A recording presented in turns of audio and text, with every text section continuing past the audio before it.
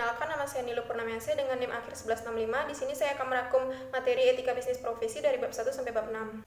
Bab 1, pendahuluan etika bisnis. Yang pertama adalah definisi etika bisnis. Definisi etika bisnis dapat bervariasi tergantung pada sudut pandang yang digunakan. Namun pada dasarnya etika bisnis mengacu pada praktik-praktik yang sesuai dengan nilai-nilai moral dan standar keadilan yang adil. Yang kedua itu adalah perkembangan etika bisnis. Perkembangan etika bisnis dimulai pada awal abad ke-20, di mana fokusnya adalah pada kepatuhan hukum dan pencegahan penipuan. Terus pada tahun 1960-an muncul gerakan tanggung jawab sosial perusahaan, di mana perusahaan-perusahaan diharapkan mempertimbangkan dampak sosial dari keputusan bisnis tersebut. Nah, pada tahun 1970-an, etika bisnis mulai fokus pada isu lingkungan dan mempertimbangkan dampak lingkungan dari keputusan bisnis. Pada tahun 1980-an, etika bisnis semakin penting setelah terjadi skandal keuangan dan kecelakaan industri yang menimbulkan kerugian besar bagi perusahaan. Pada tahun 1990-an, etika bisnis semakin berkembang dengan fokus pada isu global seperti hak asasi manusia dan juga berkelanjutan terhadap lingkungan. Yang ketiga itu adalah perilaku tidak etis dalam etika bisnis. Nah, perilaku tidak etis dalam etika bisnis merujuk pada tindakan yang melanggar prinsip-prinsip moral dan etika dalam konteks bisnis.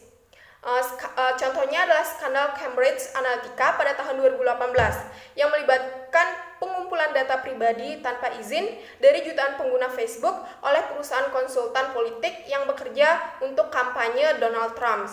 Nah, skandal ini menimbulkan kekhawatiran tentang privasi data dan pengaruh perusahaan pada politik, dan akibatnya Cambridge Analytica menghentikan operasinya dan Facebook diinvestigasi oleh regulator di berbagai negara. Bab 2, teori-teori dalam etika bisnis. Yang pertama adalah utilarisme. Teori ini menganggap bahwa suatu tindakan adalah etis jika menghasilkan hasil yang paling benar bagi sebanyak mungkin orang. Contohnya adalah keputusan perusahaan untuk menghentikan produksi produk yang berbahaya bagi kesehatan konsumen meskipun akan mengakibatkan kerugian finansial yang besar. Yang kedua adalah deontologi. Teori ini menganggap bahwa suatu tindakan adalah etis jika sesuai dengan prinsip moral yang berasal dari nilai-nilai universal. Contohnya adalah perusahaan yang memilih untuk tidak menggunakan tenaga kerja anak meskipun biaya produksinya lebih murah. Yang ketiga adalah hak. Teori ini menganggap bahwa suatu tindakan adalah etis jika menghormati hak asasi manusia. Contohnya adalah perusahaan yang mematuhi standar keselamatan dan kesehatan kerja dan tidak mengabaikan hak lingkungan dalam menjalankan kegiatan bisnisnya. Nah, yang keempat adalah keutamaan. Teori ini menganggap bahwa suatu tindakan adalah etis jika mencerminkan karakter yang baik dan menciptakan kondisi yang mengarah pada kebaikan. Contohnya adalah perusahaan yang melakukan kegiatan sosial dan lingkungan untuk memberikan kontribusi positif pada masyarakat sekitarnya. Contoh kasus yaitu kasus asuransi Jiwaraya 2019 melibatkan skandal korupsi dan dugaan penipuan investasi oleh para direksi dan komisaris yang mengakibatkan kerugian besar bagi para pemegang polis. Kasus ini dapat dianalisis melalui berbagai sudut pandang. Teori etika bisnis termasuk deontologi, utilarisme, hak, dan keutamaan moral. Bab 3, perilaku etis dan tidak etis dalam kehidupan sehari-hari.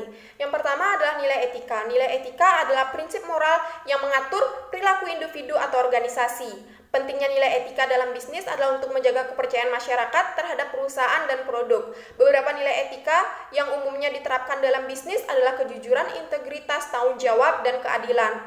Yang kedua adalah hak dan kewajiban individu. Setiap orang mempunyai hak dan kewajiban dalam aktivitasnya.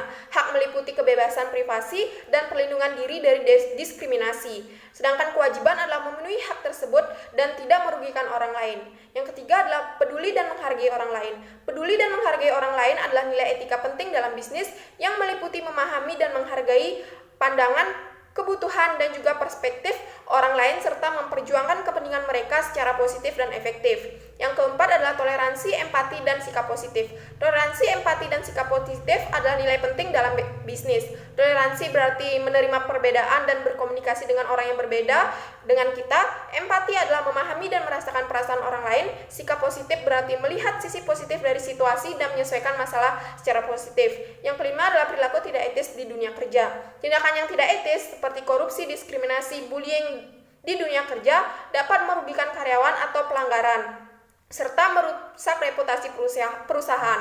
Oleh karena itu, penting untuk memahami nilai etika dan menghargai tindakan yang tidak etis di dalam bisnis. Salah satu contohnya peduli dan menghargai orang lain, kasus diskriminasi rasial pada Starbucks pada tahun 2018. Seorang pelanggan kulit hitam ditangkap oleh polisi dalam kedai Starbucks setelah ditolak permintaannya untuk menggunakan toilet. Insiden ini memicu protes dan kontroversial terkait rasisme dan diskriminasi di tempat kerja. Bab 4, arah bisnis dan tujuan penerapan etika dalam aspek bisnis, norma dan hukum. Yang pertama adalah histori bisnis dan perubahan etika bisnis.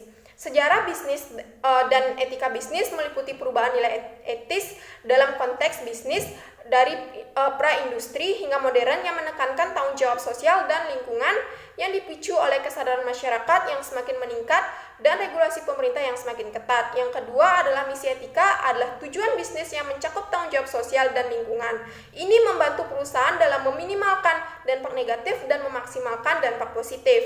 Misi etika meningkatkan reputasi perusahaan dan kepercayaan konsumen, serta meningkatkan moral dan motivasi karyawan. Perusahaan dapat menerapkan misi etika dengan kebijakan bisnis yang bertanggung jawab dan kegiatan sosial dan lingkungan yang baik. Yang ketiga adalah teori normatif. Teori normatif adalah teori tentang nilai dan prinsip moral yang digunakan untuk menentukan kebenaran suatu tindakan meliputi utilarisme, deontalisme, hak, dan keutamaan. Yang keempat adalah teori meta yang membahas sifat dan bahasa moral, yang membahas pertanyaan filosofis tentang sifat etika seperti objektif atau subjektif, serta cara memperoleh pengetahuan moral. Yang kelima adalah teori deskriptif. Teori ini adalah studi tentang perilaku etis dan moral dalam masyarakat, termasuk bagaimana norma-norma moral dijalankan dan keputusan moral dibuat oleh individu, kelompok, dan juga lembaga. Contoh kasusnya adalah kasus kebijakan imigrasi AS tahun 2017.